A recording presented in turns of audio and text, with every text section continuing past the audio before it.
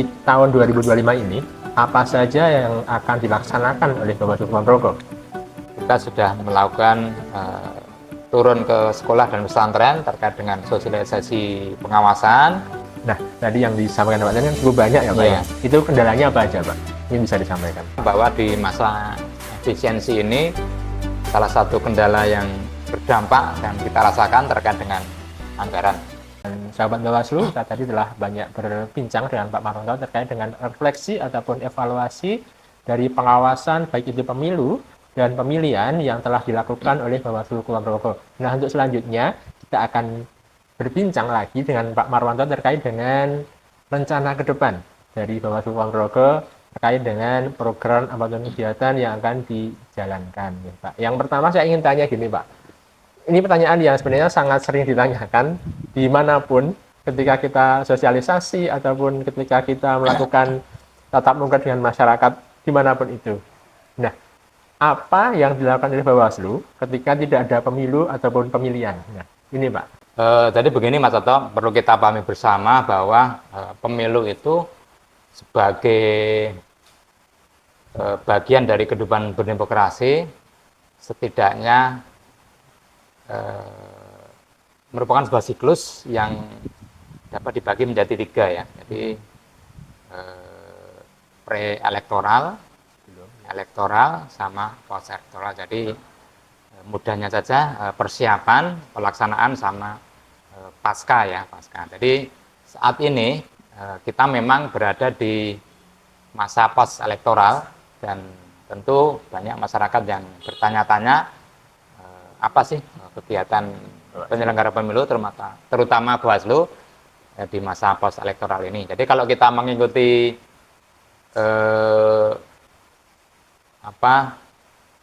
referensi dari internasional IDEA di masa pos elektoral ini sebenarnya ada 3 kegiatan ya, reform, review, dan strategi. Jadi review itu misalnya kegiatan-kegiatan evaluasi.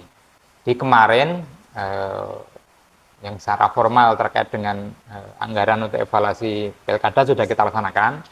Namun meskipun begitu, kita bisa tetap melakukan evaluasi terkait pengawasan secara umum tanpa itu terikat dengan penggunaan anggaran pemilihan.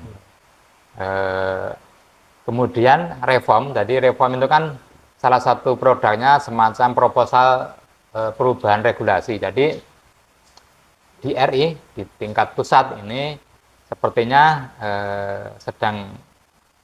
Bawaslu sedang mengusulkan terkait dengan penjadwalan pemilu dan pemilihan. Jadi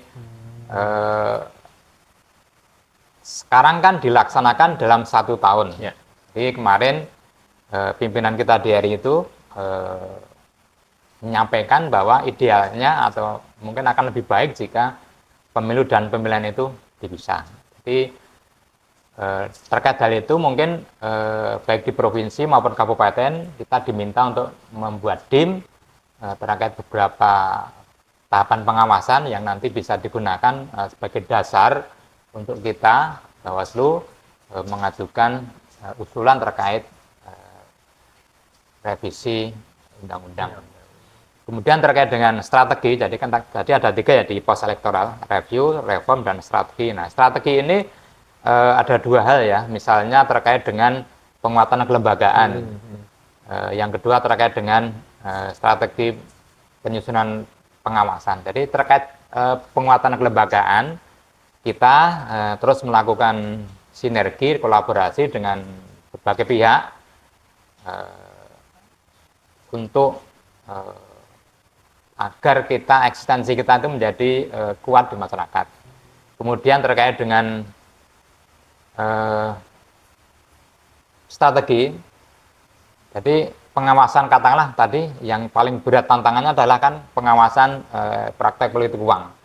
Nah itu strateginya bisa disusun sejak sekarang ya, tidak harus nanti mendekati tahapan.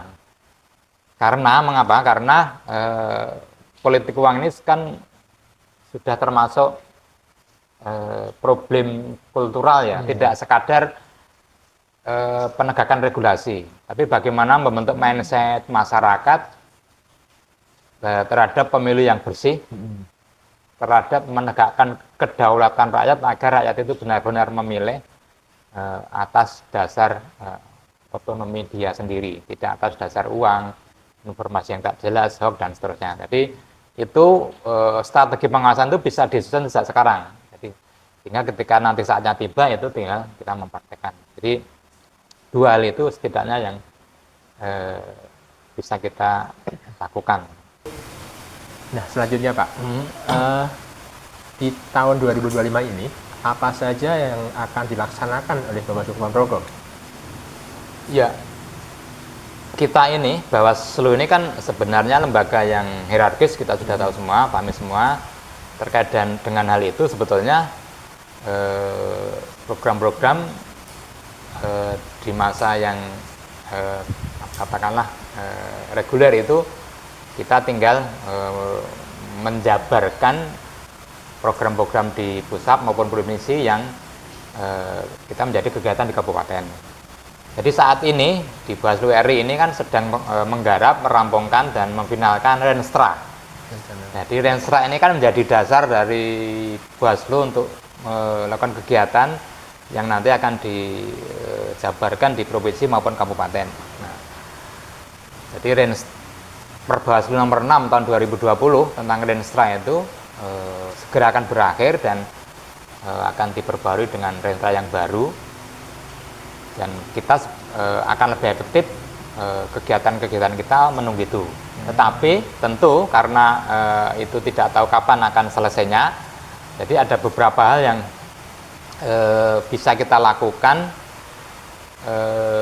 tanpa harus menunggu Renstra dari RI. Jadi setidaknya bisa tadi mengacu pada beberapa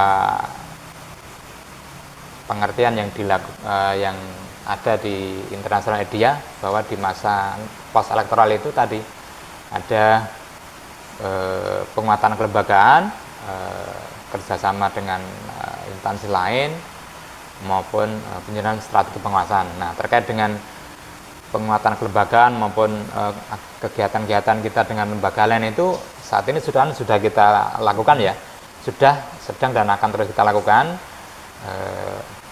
Kita sudah melakukan turun ke sekolah dan pesantren terkait dengan sosialisasi pengawasan. Kemudian kita juga menaikkan MOU dengan beberapa lembaga pendidikan terkait dengan pendidikan pemilih pemula. Itu yang bisa dikerjakan terkait dengan nanti menunggu Renstra ya. Selain itu juga kita bisa melakukan perapian dan penataan terhadap dokumen dan arsip-arsip kita. Tapi memang baik kolaborasi sinergi dengan lembaga lain maupun penataan arsip ini memang sampai hari ini memang masih belum optimal. Nah, penyebabnya nanti di pertanyaan berikutnya kita. Nah, tadi yang disampaikan Pak tadi kan cukup banyak ya Pak ya. Itu kendalanya apa aja Pak? Ini bisa disampaikan. Baik, tentu kita pahami semua bahwa di masa efisiensi ini salah satu kendala yang berdampak dan kita rasakan terkait dengan anggaran. Meski itu sudah beberapa kita siasati ya Mas. Kita siasati membuat terobosan-terobosan kegiatan yang nir anggaran. Ada pertemuan Zoom. Kita lebih banyak datang ke lembaga yang bersangkutan untuk melakukan kegiatan. Tapi tetap saja membatasi atau kegiatan-kegiatan yang sudah kita programkan itu ada yang kita tunda karena memang harus membutuhkan anggaran. Misalnya rapat di kantor melibatkan pihak lain, kemudian mengundang mungkin pihak arsiparis untuk membantu kita melakukan penataan, itu sampai detik ini masih kita tunda. Tapi di luar itu ketika kita berkunjung ke instansi-instansi tetap kita lakukan karena relatif tidak terkendala oleh anggaran. Jadi kita koordinasi dengan LKIS, dengan instansi lain, dengan sekolah lain itu kita tetap welcome untuk ke sana. Cuma kalau mengundang memang masih terkendala. Jadi terkendala kan tidak enak gila kata istilahnya malaikatan. Ini Pak, selanjutnya ini apakah ada target ataupun harapan untuk kegiatan-kegiatan yang akan datang Pak, selain tadi yang disampaikan? Kalau harapan tentu masa efisiensi ini segera berakhir, sehingga di masa non tahapan ini, di masa pos elektoral ini tetap kita bisa melakukan optimalisasi kerja-kerja kita. Namun ketika itu masih atau kita masih berada di masa efisiensi, tentu target-target yang akan kita lakukan ya kegiatan yang non anggaran. Jadi Rapat kan masih bisa kita lakukan. Kemudian kita juga berkunjung ke beberapa instansi dan kemudian juga penataan arsip secara mandiri. Nah, kemarin ada solusi bahwa kalau kita agak kurang enak mendatangkan arsip-aris dari misalnya Pemkab, kita bisa mengajukan untuk mendatangkan arsip-aris di jajaran Bawaslu di atasnya. Jadi Bawaslu Pusat ini kan infonya ada arsip-aris. Kemudian selain itu juga pengelolaan media sosial kita, pengelolaan web kita, dan terakhir yang